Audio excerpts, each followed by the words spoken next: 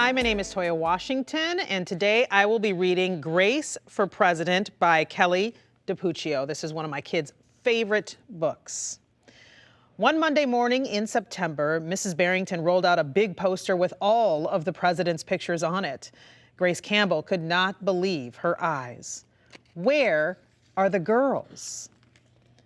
That's a very good question, said Mrs. Barrington. The truth is, our country has never had a woman president. No girl president? Ever? Grace asked. No, I'm afraid not, said Mrs. Barrington. Grace sat at her desk and stewed. No girls? Who'd ever heard of such a crazy thing? Finally, she raised her hand. Yes, Grace? I've been thinking it over, and I'd like to be president. Several students in the class laughed. Well, I think that's a star-spangled idea, Grace, said Mrs. Barrington. In fact, we can have our own election right here at Woodrow Wilson Elementary. The snickering in the room stopped. Grace smiled. Would anyone else like to run for president? Mrs. Barrington asked the class. Nobody raised their hand. Becoming president was going to be easy, Grace thought. The next day, Mrs. Barrington made an announcement. In the name of democracy, I have invited Mr. Waller's class to join our election. Their class has nominated Thomas Cobb to be their presidential candidate. Grace's heart sank. Thomas was the school spelling bee champion. His experiments always took a blue ribbon at the science fair, and he was captain of the soccer team. Becoming president wasn't going to be easy after all, Grace thought. The teachers put the names of all 50 states and the District of Columbia into a hat. Everyone except for Grace and Thomas got to choose a state. I'm Texas, said Anthony. I'm New Hampshire, said Rose. I'm Michigan, said Robbie.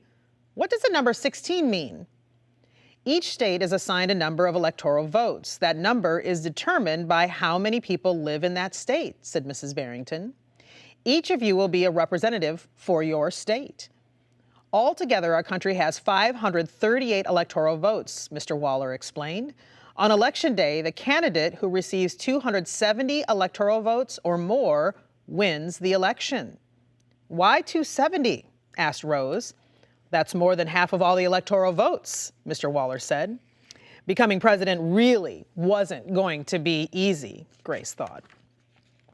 Grace came up with a slogan. Make history, vote Grace Campbell for president. Thomas came up with his own campaign slogan. Vote for Thomas Cobb, the best man for the job. Grace listened to what issues were important to the students, and she made a list of campaign promises. A peaceful school, no bullies. A cleaner school, no littering. Better hot lunches. No more fish stick tacos. Thomas made up his own list of promises. Free tutoring, free soccer lessons, fish stick tacos every week.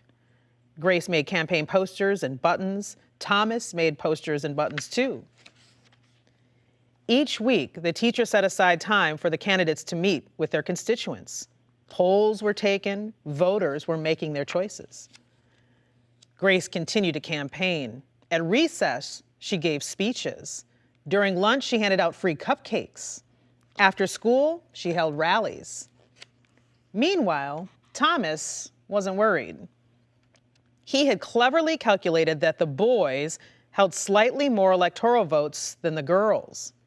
At recess, Thomas studied his spelling words. During lunch, he worked on his latest science experiment. After school, he played soccer. Even before the election, Grace made good on her promises. She joined the safety squad, she organized a school beautification committee, and she volunteered her time in the school cafeteria. She looks pretty pooped there, sitting on the chair, just worn out. In early November, Woodrow Wilson Elementary hosted a special Election Day assembly. Grace and Thomas took their places on stage as the school band began to play. Henry was the first representative to approach the microphone. The Yellowhammer state of Alabama casts its 9 electoral votes for Thomas Cobb, Fletcher said. The last frontier state of Alaska casts its 3 electoral votes for the best man for the job, Thomas Cobb. Hannah called out, The Grand Canyon state of Arizona cast its 11 electoral votes for Grace Campbell. And so it went. State after state after state cast their electoral votes. The scoreboard in the gymnasium kept track of the totals. The voting demonstration was quickly coming to an end. Clara approached the podium. The Badger State of Wisconsin cast its 10 votes for my best friend, Grace Campbell. Grace looked at the scoreboard. Thomas had 268 electoral votes. She had 267. There was only one state still unaccounted for: Wyoming.